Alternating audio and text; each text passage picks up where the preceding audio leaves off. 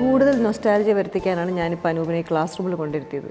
വളരെ നന്നായി. കാരണം അന്നോ ക്ലാസ് കയറിയിട്ടില്ല, എന്നെങ്കിലും ഈ ഒരു പരിപാടിയുടെ ഭാഗമായെങ്കിലും ഇതൊക്കെ കണ്ടത് ഇങ്ങനെയൊക്കെ ആയിരുന്നു.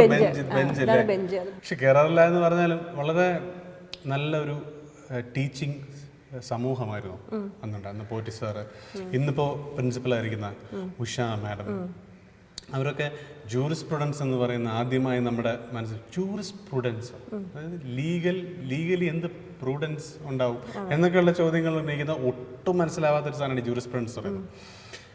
പിന്നെ private international law, private international law ഏറ്റവും പാടുള്ള ഒരു സംഗതി. അങ്ങനെ കുറെ പുതിയ കാര്യങ്ങൾ പഠിച്ച ഒരു ക്ലാസ് റൂമും ഇത് ലോ കോളേജിലാണ്. ഇവിടുത്തെ ഈ മുകളിലൊക്കെ അതാ അവിടെ അനൂപ് മേനൻ എന്താ അന്ന് പറഞ്ഞല്ലോ, ഒരു ചുവന്ന കുട വെച്ചൊരു പെൺകുട്ടി വന്നു പോയി. പക്ഷെ വേറെ ആരെങ്കിലും അങ്ങനെ കുടയായിട്ട് കയറി വന്ന് മനസ്സിൽ കയറി ഇരുന്നു? ഇല്ല, ശരിക്കും അങ്ങനെയല്ല. എനിക്കൊരു എന്താ പറയാ, മരിച്ചുപോയൊരു സുഹൃത്തുണ്ട്. അത് ഒരു പ്രണയമായിരുന്നോ എന്നൊന്നും, കാര്യം നമ്മൾ എന്താണ് പ്രണയം എന്നുള്ളത് അത് പരസ്പരമുള്ള ഒരു കമ്മ്യൂണിക്കേഷനപ്പുറം ഒന്നും, അല്ലെങ്കിൽ ഒരു പ്രണയം പറയുക അങ്ങനെയൊന്നും ഉണ്ടായിട്ടില്ല.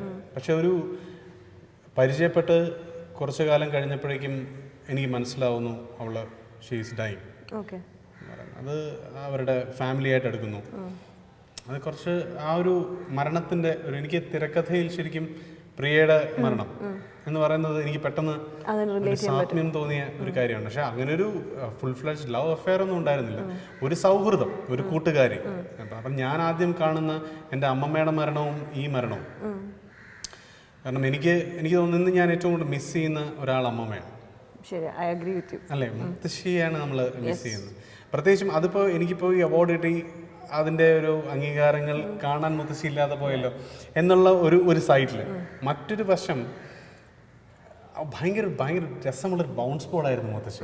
നമ്മളോട് ഒരിക്കലും ഒരു എന്താണ് ഒരു അഡ്വൈസ് എന്ന രീതിയിൽ ഇങ്ങോട്ടൊന്നും പ്രതിവചിക്കാതെ ഇഷ്ടമായിരിക്കും.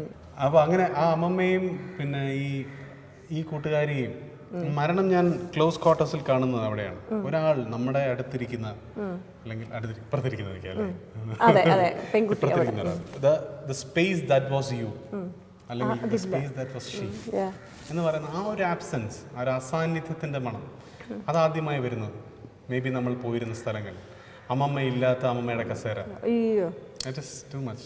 ഭയങ്കര പ്രശ്നമാണ്. അപ്പം നടുവട്ടം എന്ന് പറഞ്ഞ കോഴിക്കോടാണ് എൻ്റെ നാട്. അപ്പം നടുവട്ടം എന്ന് പറഞ്ഞൊരു ഉൾഗ്രാമത്തിലായിരുന്നു ഞങ്ങളുടെ തറവാട്. അപ്പം നടുവട്ടത്തെ വീട്ടിൽ നിന്നും പ്രഭാകരന്റെ പീടിയിലേക്ക് ഒരു പോക്കുണ്ട്.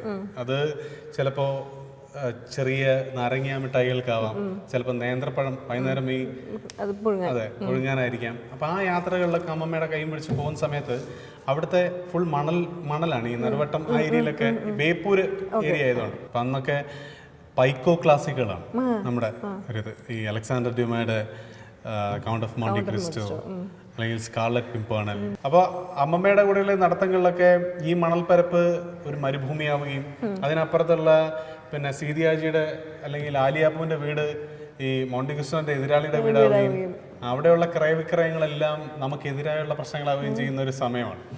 അപ്പൊ അമ്മമ്മയുടെ ഒരു സുരക്ഷിതത്തിലെ ആ നടത്തങ്ങൾ അതൊക്കെ മിസ് ചെയ്യുന്ന വാക്വം തന്നെയാണ്. അതാണ് മരണം ശരിക്കും. അത് ഓൾമോസ്റ്റ് ഈ ഒരു ലോ കോളേജിലെ ഫയേഴ്സ്, ആ കുട്ടി എന്ന് പറയുന്നത് ഇവിടെ ആയിരുന്നില്ല പഠിച്ചത്, ആൻ എന്നായിരുന്നു എൻ്റെ പേര്.